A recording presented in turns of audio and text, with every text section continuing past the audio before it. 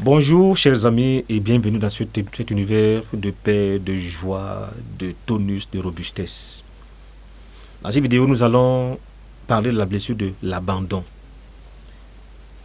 Nous avons parlé de la blessure du rejet, qui consiste à se sentir écarté de la société, du groupe, ne pas être accepté et intégré. Nous allons aujourd'hui parler de la blessure de l'abandon.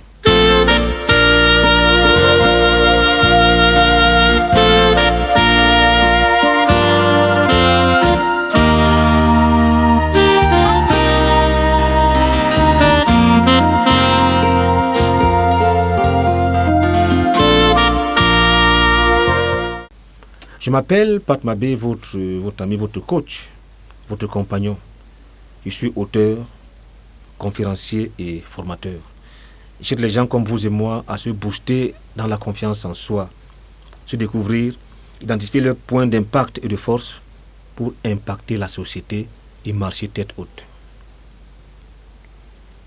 La blessure de l'abandon ou le masque du dépendant. Être abandonné. Nous avons ensemble évoqué les besoins de Maslow, les 5 besoins de Maslow.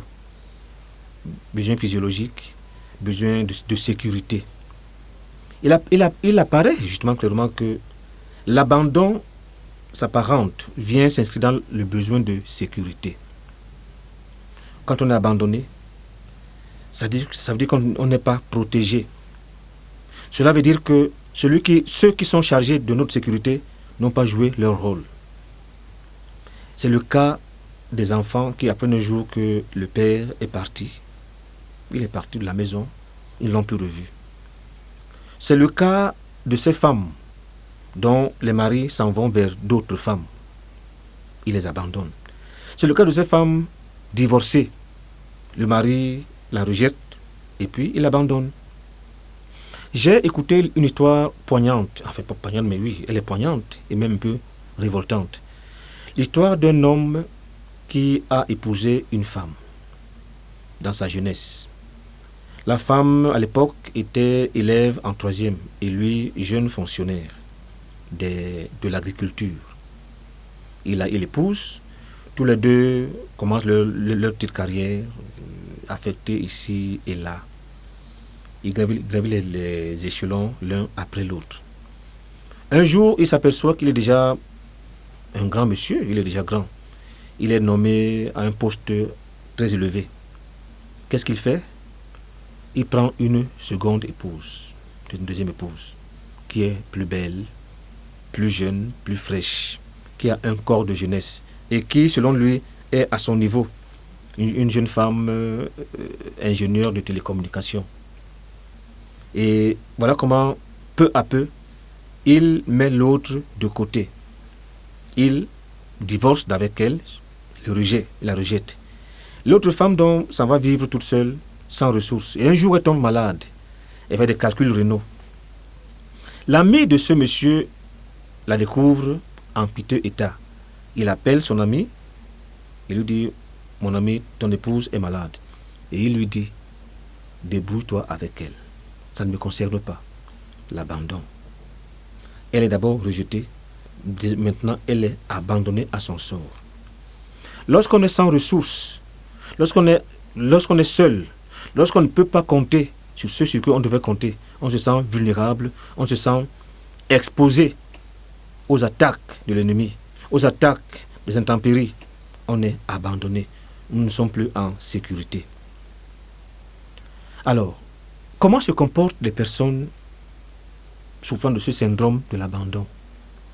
Ce sont des personnes dépendantes des autres, qui souvent font tout pour attirer l'attention sur elles. Parfois, elles tombent malades, exprès. Elle fait semblant d'être malade, et même elle tombe malade, pour vérifier que les autres vont la regarder, vont s'occuper d'elle.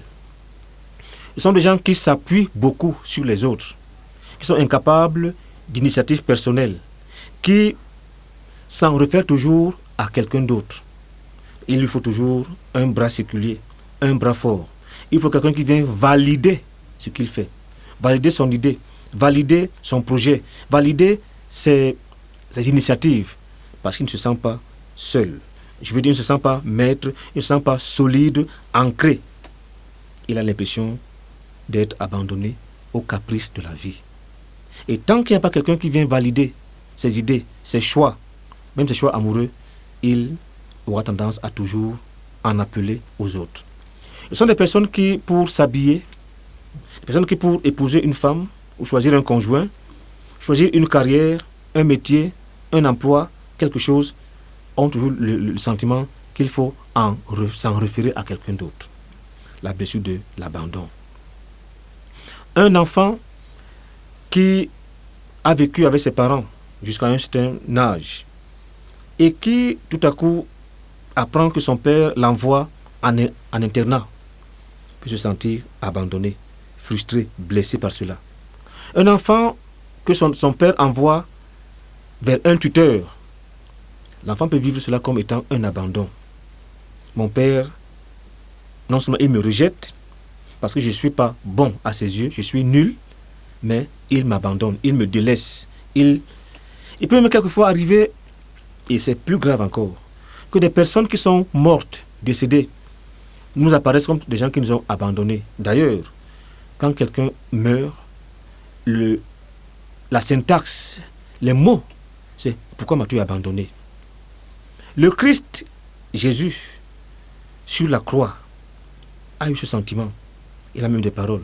« Mon Dieu, pourquoi m'as-tu abandonné ?» Lorsqu'à la veille de ce jour, de cette passion, il est sur le mont des Oliviers, il a peur. Il demande à Dieu, de qui lui il dépend, de faire que cette coupe amère s'éloigne de lui. Heureusement pour lui, il dit que tout ça fait selon ta volonté. Quand le moment arrive et qu'il est rejeté par les hommes, qu'il est insulté, qu'il est battu, humilié, qu'il est mis en croix et qu'il agonise, qu'il saigne. Mon Dieu, pourquoi m'as-tu abandonné ?